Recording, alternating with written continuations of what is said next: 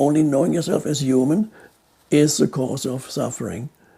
And so you can either wait for the dark night of the soul to happen and hopefully awaken you out of the narrative of who or what you are, or more easily, you can start now.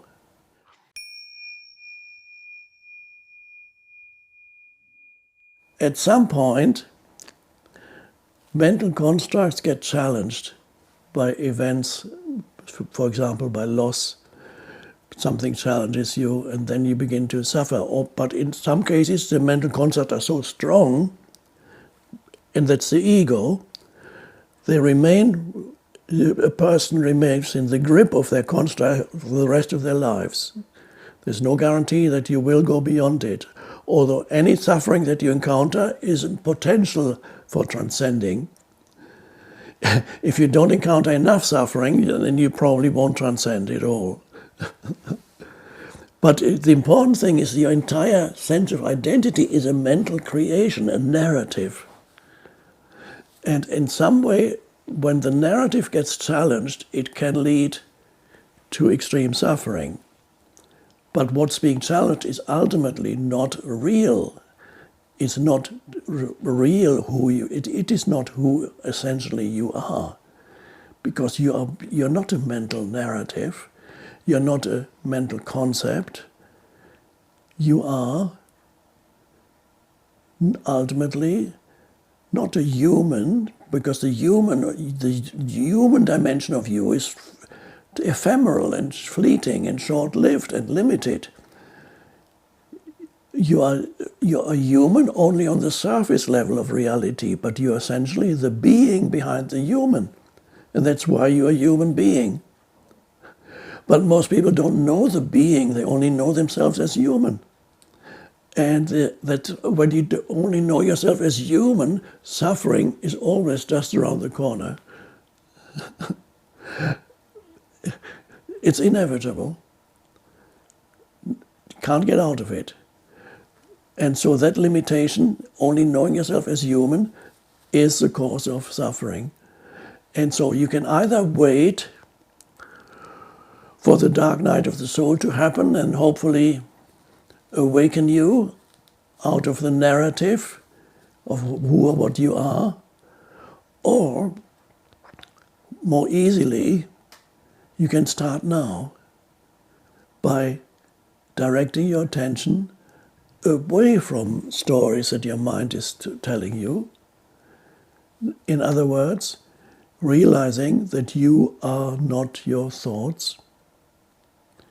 Your thoughts are there, but you are not your thoughts. You are aware of your thoughts.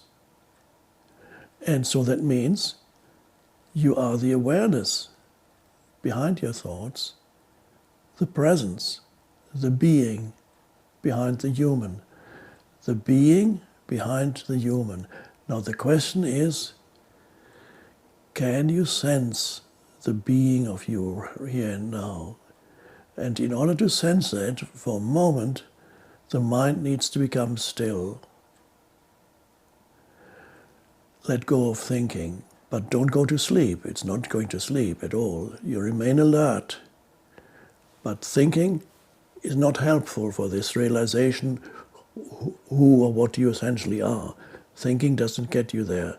Thinking is the obstacle. So for a moment, you just let go of thinking,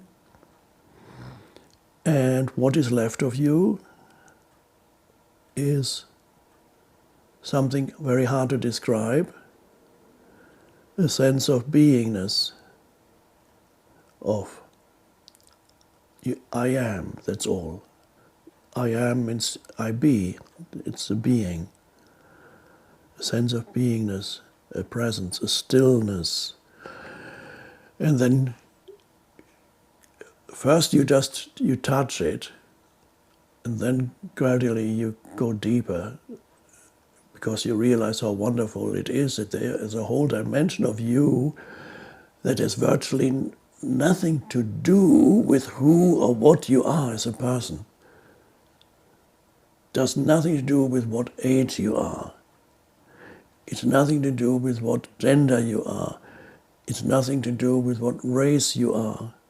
It's nothing to do with your attainments, whether in the eyes of the world you are a great success or a great failure. Nothing to do with your historical person at all. It's beyond that. And that's the liberation from the person. So by simply directing attention there now, you're beginning to awaken. You don't really need the dark night of the soul anymore. But if it should happen, you will go through very quickly, and then you'll be able to sense the essential beingness of you even more strongly. That's the secret. That's the liberation. So the important thing is, look for yourself here and now. Don't wait for the suffering to start. But when suffering does come, use it. It will take away erroneous identification, and erroneous identity is being taken away.